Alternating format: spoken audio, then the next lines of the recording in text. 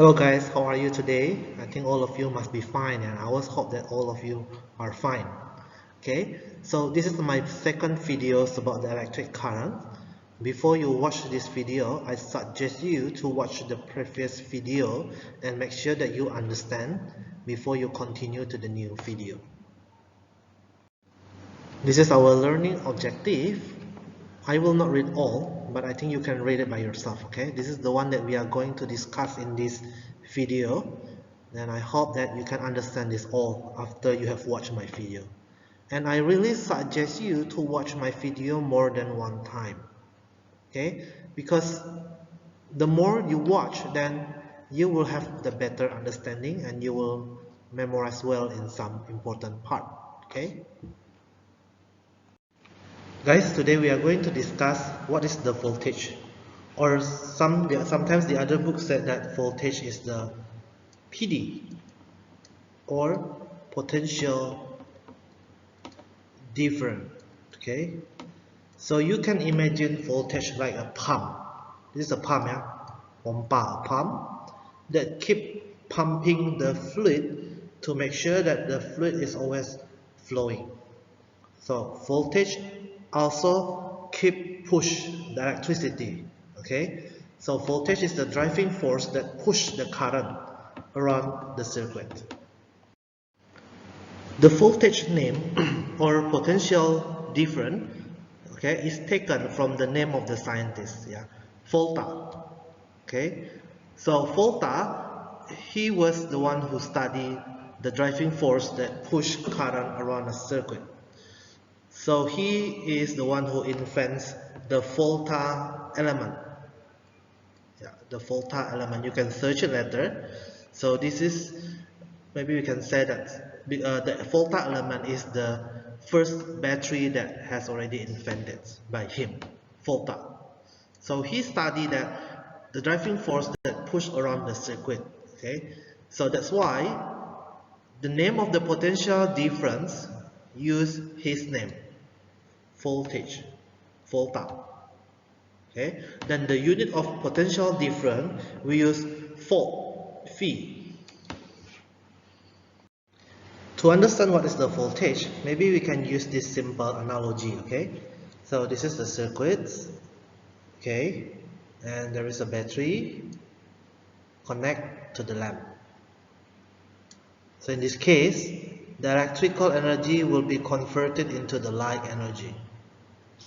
Okay, so we imagine that the one that brings the energy is the column. Yeah, or we can say that this is, yeah, Mr. Column. So when Mr. Columns move, okay, the electric charge move in the circuit, it brings a bundle of energy.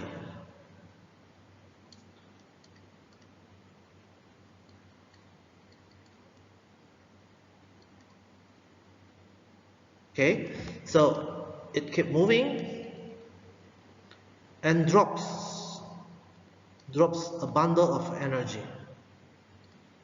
okay, to the lamp. So that's why the lamp convert the electrical energy into the light energy. Then after that, Mr. Column will returns back into the electric source and take the new drop of the energy again and drop it into the lamp. Okay, even this is not the exact what you call, we cannot exactly say that the electricity is the same with this example. Okay, but this is only help you to understand, because the one who bring the energy is the electrons. Okay, so imagine that every column bring 1 joule of the energy. So there are 1 joule of energy for every column of electric charge. Then you can get the formula: 1 volt equal to 1 joule per column. So volt is the potential difference, right? Joule is the energy. Joule is the, so joule is the energy, yeah? So we get the formula energy over electric charge Q. So this is the energy, this is the charge. The unit is coulomb, this one the unit is joule. Then we get the formula that energy equal to V times Q, right? Or you can replace the Q with the other formula. You have learned it before.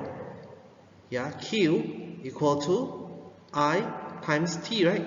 Remember with the definition of current. Current is Q per T, right? So Q equal to I times T. Then we can get the formula of energy is voltage times current times by the time. So remember this formula, or you can make it easier by say that this is a vitamin formula. In electricity, there are two types of potential difference. Okay, the first one is the terminal voltage, and the second one is the electromotive force or EMF. I'm going to discuss the difference about these two. Okay, so I think you have already done your last task, right? And there is a question about this one. Then I hope that you can watch this again before you continue your task. So what is the EMF? EMF is the maximum voltage, the highest voltage in one electric source. Okay? Or we can say that the EMF is the number of joules of chemical energy in the battery. Okay? We know that the battery converts the chemical energy, there is a chemical reaction inside the battery and convert it into the electrical energy. But the fact is, the process of converting, sometimes there is some energy loss. Okay? Energy loss. Loss into what? Loss into heat. You can see this, you can observe the simple phenomenon in our daily life. This is my phone. If I use it for browsing or I play game for a long period of the time, I will feel warm, hot, right? Because not all energy is converted into electricity. Some of them is converted into heat. So that's why the one that's produced out in the circuit is not equal with the EMF. There will be something that lost. Okay? So if this is the electricity circuits, lamp, and this is the battery, if you buy the battery, then the battery is written as 1.54. This is the EMF. When you use it in the circuit, you turn on the light, the one that go out, if you measure this, use a voltmeter. Remember, voltmeter must use parallel, okay? The voltmeter will show less than 1.54. Can be 1.4 or 1.3 or some battery 1.2 only. Because some of them lost into heat. So we can write down as EMF. I usually use the symbol as E. Yeah? Some book use E, some use epsilon. Okay, but you can use E, I think. But be careful. Yeah, this is not the energy. Okay. Okay, so that's why I use epsilon. Yeah. So equal to loss of voltage. Yeah, voltage loss plus terminal PD V. Or I use terminal voltage. Yeah, TV. Okay, so then usually in the questions there will be an information about the R. This is so what is this? If in the question give you the R, for example, the R is 1.5 ohm. So this is the internal resistance. So there is a resistance.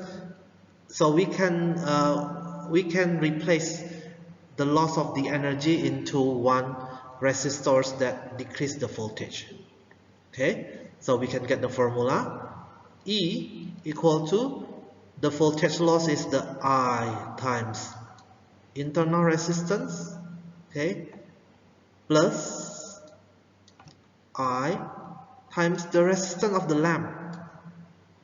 So that's why we can get this formula, I times internal resistance plus the resistance of the lamp. So don't be confused with this, okay? When there's a question, you have to look carefully with the electric source in the battery, okay? So if the electricity source is like this, only have 1.5 volt, it means that we assume that there is no internal resistance, okay? But if the electricity source is like this, there is 1.5 volt, right, and then comma, and then 0.5 ohm, 1 ohm. So this is the internal resistance, or the R, okay? So you have to use this formula. So if there is no internal resistance like this one, then we assume that the EMF is equal to the terminal voltage. There will be no reductions. All electric energy is converted into the light energy. Okay, this is actually impossible, but in the calculation, if there is no information about the internal resistance, then we assume that there is no loss. Now we are going to discuss what is the relations between the voltage and the series of circuits. Okay, and the series circuit, I mean. So assume that this is 12 volt. So what is this? Is this the EMF or terminal voltage? Because there is no information about the internal resistance in here, so there's no R here. So we assume that this is a terminal voltage. Okay, so there is no reduction. So 12 volts and all in here must be 12 volt also. Okay, then how much the voltage share across each component? Okay, because these three lamps is identical, then it will have the same voltage in here. So the 12 volt will be divided into 3 equal voltage, because this all is identical lamp. So you have to remember that if in the series circuit, okay, so imagine this is as V1, V2, V3. In the series circuit, so the phi, terminal voltage, or I use the phi symbol as phi. So phi equal to V1 plus V2 plus V3. If I ask you to measure the voltage in the first lamp, this one, then how do you put the voltmeter? Then the voltmeter must be put like this, installed like this. Okay, that's why you get the reading. The reading is 4 volt. Then what is the answer for these questions? So what is the voltage? You can see there, right? The voltage for the below one, this one, right? Because they are having the same voltage, right? So the voltage from, or we can say this is the junction A and B, okay? So the voltage in the junction A and B, junction, is equal to, we can give a name, this is as V1, V2, V3. So from junction A and B is V1 plus V2, or equal to 8 plus 8 is equal to 16 volt. How about the voltage in the parallel circuits? Okay, you can see here, this is the parallel circuits. Okay, so the voltage is the same across all the components in parallel. Or you can say that this is V, 6 volt, right? And the voltage in here also 6 volt, and this one also 6 volt. So we can write down as V equal to V1 equal to phi2 or equal to phi. If there's a lot of parallel branch, then the voltage will stay the same. This is phi, phi1, phi2. So what is the voltage in the question mark? So imagine that the source is 9 volt, right? So what is the voltage for each lamp? Okay, and this one. The answer is all of them will have the same voltage, 9 volt. Phi equal to phi1 equal to phi2. Okay, this is the more complex questions. Yeah. So what is the symbol of A? A is the ammeter. Okay, ammeter to measure the I or current. Phi, this is a voltmeter to measure the voltage, okay, or PD. And remember, ammeter is connected in series. The voltmeter is connected in parallel. Every time you connect the voltmeter, you have to make a branch, cabang. You see, there's a branch, cabang. Okay, let's analyze these questions. So there are 6 amps flow from this electric source, right? So of course this one also should be 6 amp because the current in is 6 ampere, so the current out also 6 ampere. Okay, then let's see the voltage. As we can see here, okay, the voltage is this one, this branch. There's no other lamp anymore, only this lamp, there's no other lamp. It means that the phi1 must be equal with 12 volt because there's no other branch, there's no other lamp. Okay, so the phi1 will be the same with 12 volt. How about the phi2 and the phi3? phi2 and the phi3, these two lamps are identical. If identical, then we can say that phi2 equal to phi3. Okay, so because total is 12 volt, it means that 6 volt will be in phi2 and 6 volt will be in phi3. How about the A1 and A2? So I can write down the A1 is I1. So this is the I2 here. Yeah? The current will not same because it has the different number of lamp. For A2 only have 1 lamp, right? For the A1 there are 2 lamp. So theoretically, if there is more lamp, then there will be more resistance, or we can say that the current will become smaller. How to find it? So we assume that we use the ratio, yeah. I1 to I2 equal to phi voltage per. Okay, remember this formula. Later you will study this formula, yeah.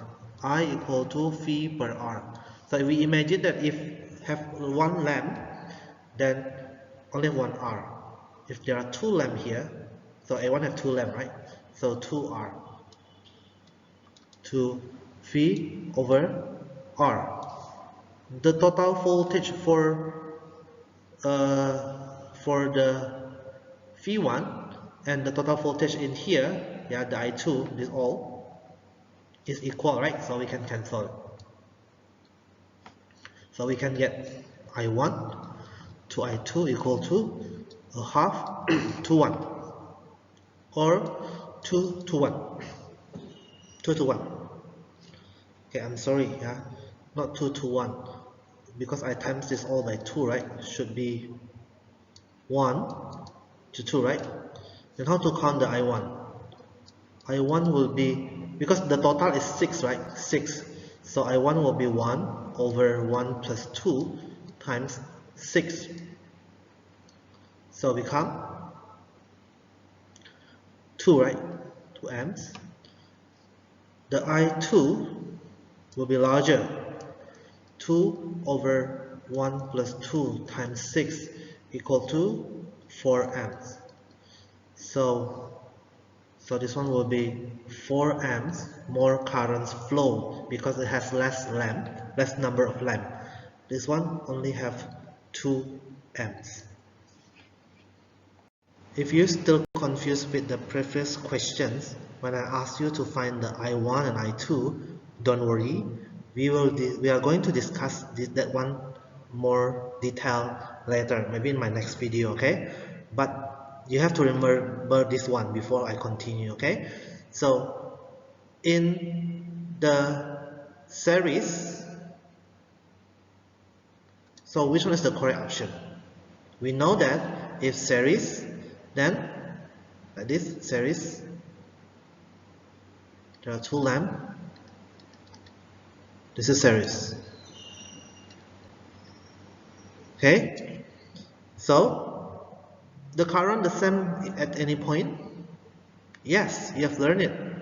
Okay, this is I1, this is I2. The same, right? So this one is the correct one. But remember the voltage. This is the V1, V2. The voltage split. So I equal to I1 equal to I2, but the phi equal to V1 plus V2. Okay, for the parallel one, like this must be the parallel one.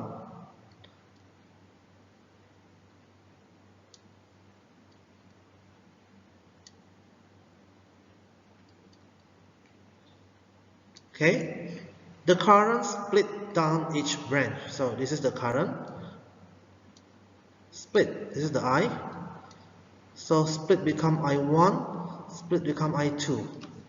But the voltage V1 and V2 and V will be equal. Or we can write down as I equal to I1 plus I2. But the phi will be the same with V1 and will be the same with V2. You have to remember this. You have to remember this. Never forget this rule, okay? Okay, so we are going to discuss about the resistance. Maybe in the last explanation, you often get this formula, okay? V equal to I times R. So R is what? R is the resistance. So usually if there is a lamp, okay, lamp is, it has the resistance. Okay, so what is the resistance? So resistance is found by this scientist, okay, George Ohm, okay, George Simmons Ohm, okay. So he did the experiments from, he developed the Volta experiment, okay, the last scientist, the one that invent the potential difference. So he continued his explaining his experiments, and he found that there is a relation, okay, between the current and the voltage. So that's what we call as there is a resistance that decrease the current. Okay, so what is the resistance? Resistance is anything in the circuit that restrict or decrease the flow of the current. Okay, so it can be calculated using an Ohm's law. Yeah, this one, the one I mentioned before. Resistance is equal to the voltage divided by the current. Okay, you can write down here. This should be V. This is I. This is R. I think you know, you are familiar with this one. Okay. So the unit of resistance is ohm. Usually I write down use this symbol. Omega. Ohm. Okay. So this is the summary. So the current is the flow of the electrons around the circuit. The voltage is the driving force that pushes the current around. Resistance is anything in the circuit which slows down the flow of the electricity. What is the resistance in this lamp? Okay, so we assume that Okay, this is a series. Okay, series circuits.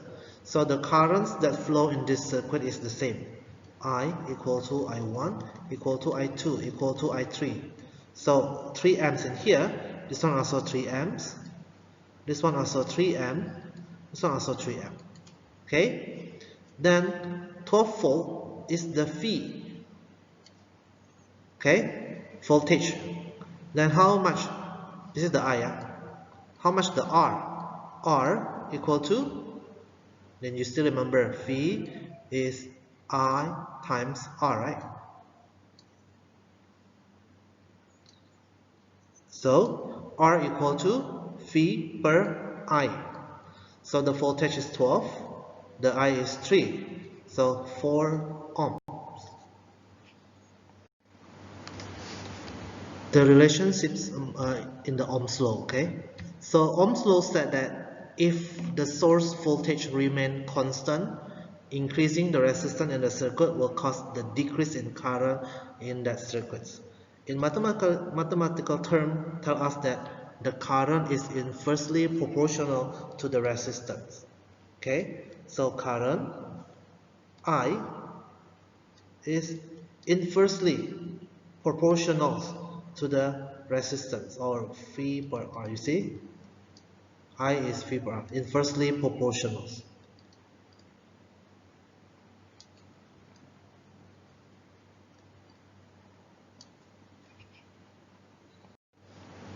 If you draw your last experiment, if you draw the result in one graph, then we can get this graph. Okay, so voltage, maybe we can say that this is the number of battery. Okay, we know that battery, number of battery. The more battery, then the more voltage, right?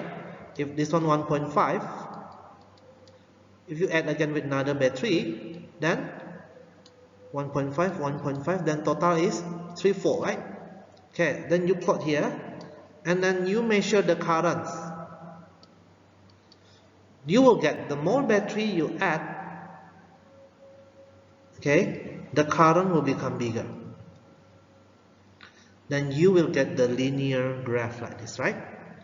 Okay, then if you finding the gradients, yeah, or we call as the slope or gradient. What is the gradient from this graph?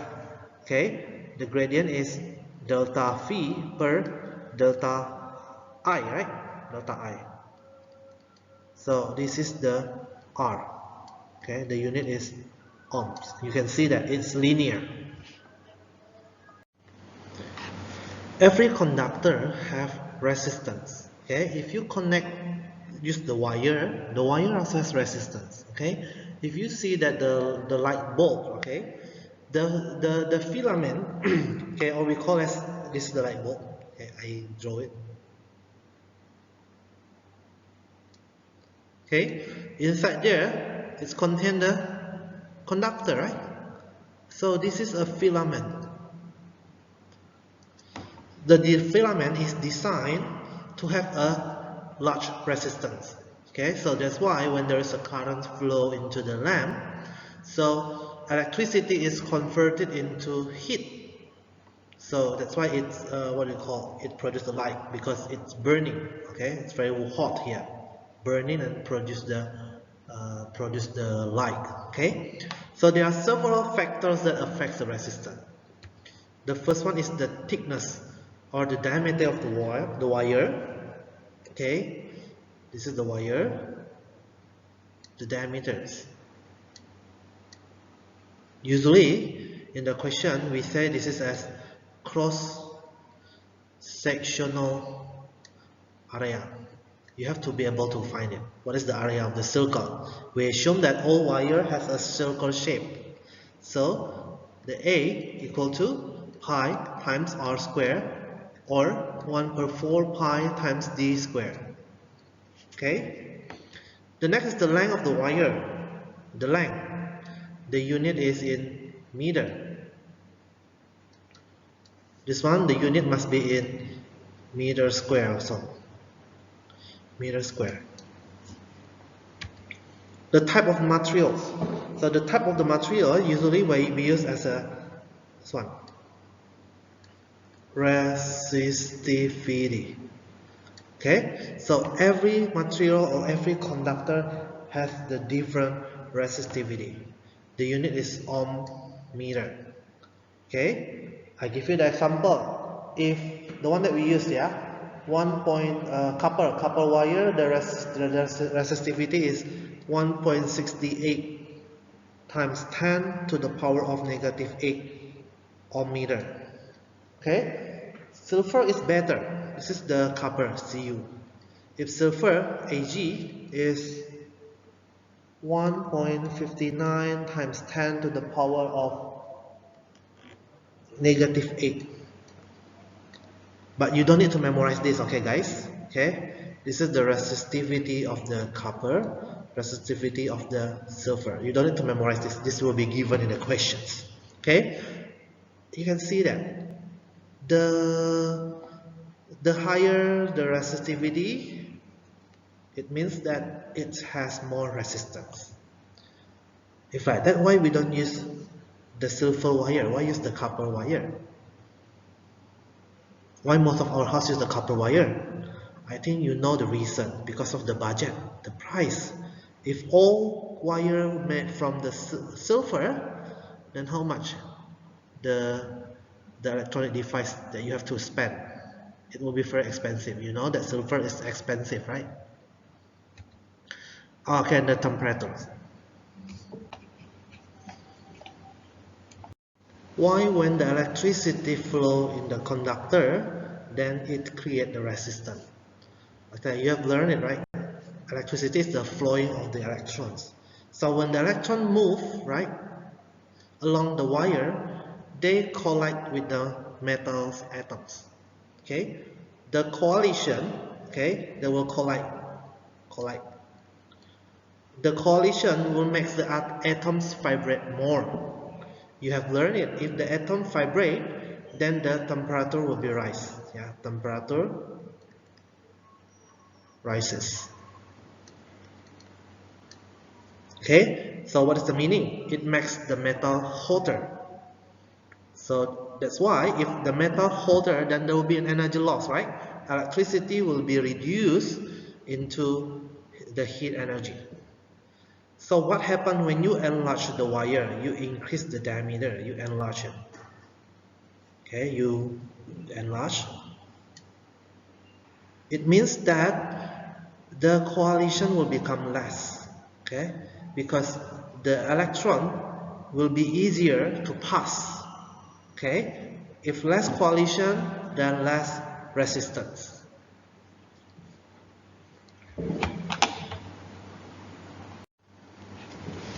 That's why the thin wire have more resistance than the thick wire, because when the thin wire, then the coalition will be more often. Okay, it means that there will be more energy loss, then there will be more resistance than thick wire. Okay, having half the cross-sectional area of the wire double its resistance, because there is half as much space for the electrons to move. Okay, so we can write down the relations between the area and the resistance is it's inversely proportional, right? So resistance is inversely proportional to the area, cross-sectional area. Okay? Imagine that you are walking, okay, through the school corridor, right? So this is the schoolyard, right? And then you're going to the narrow place, right? Then there will be more coalition in here because the space is very small, then people is very crowded, right? And when it goes to the smaller one again in here, then the coalition will be more often again. Okay? Then how about if suddenly go to the main school exits, the large area, then the coalition will be less. So maybe this is what will be the simple explanations about the resistance and the area. How about the length? Okay, the length is directly proportional. The longer the length, the resistance is higher. or we can write down as resistance is directly proportional to the length. Okay, because the electron have to move further, because the wire has a longer length, then the electron have to move longer, then there will be more coalition, more resistance. So this is the example. These two wires have the same area, right? It has the same length, I mean, but different area. So which one have the greater resistance? Of course, the wire B, absolutely, yeah, because wire B is narrower. Okay. The next one is the type of materials. The one that I discussed before. This is, we can say that the resistivity. Okay. Resistivity or rho. Okay. Resistivity, the unit is ohmmeter. Example, a nichrome wire has more resistance than the copper wire. Okay. Of the same size. The atom in the nichrome hold the electron more tightly than the copper atoms. That's why it has a higher resistance. So from here, we can conclude that the resistance is equal to, okay, this one is, resistance is directly proportional to the resistivity. Then the resistance is resistivity times length per area. You have to remember this. Okay, the unit for the resistivity is ohmmeter, the unit for the length is meter, the unit for the area is meter squared. Don't forget to convert it into SI unit before you do. How about the temperature? Is there any effect? Yes, when the temperature increases, the resistance will be increased, because we know that when the temperature is increased, the vibration will increase, right? More vibration, more coalitions. More coalitions, more resistance. But we are not going to discuss the formula in this lesson. Yeah, you are going to get this in SMR later. But there is a effect of the temperature to the resistance. So finally, there is a balance. If you increase the voltage, then more current will flow. If you increase the resistance, then less currents will flow. You can try this exercise, yeah, in your OneDrive homework. So please do it. Write down this as the task 3, if I'm not wrong, task 3, right? Okay, and please do it, try, and ask if you have a problem or questions. Then try to practice by doing these 2 questions in your OneNote homework. Okay, and if you have a problem, you have a question, feel free to ask and contact me. Okay, I will try my best to explain it to you as clear as I can. So that's all our videos today, guys. Make sure that you watch, okay, and you try, you practice, you take a note, okay, and keep active if you have a problem and asking your teacher. Okay, that's all, and see you to the next meeting.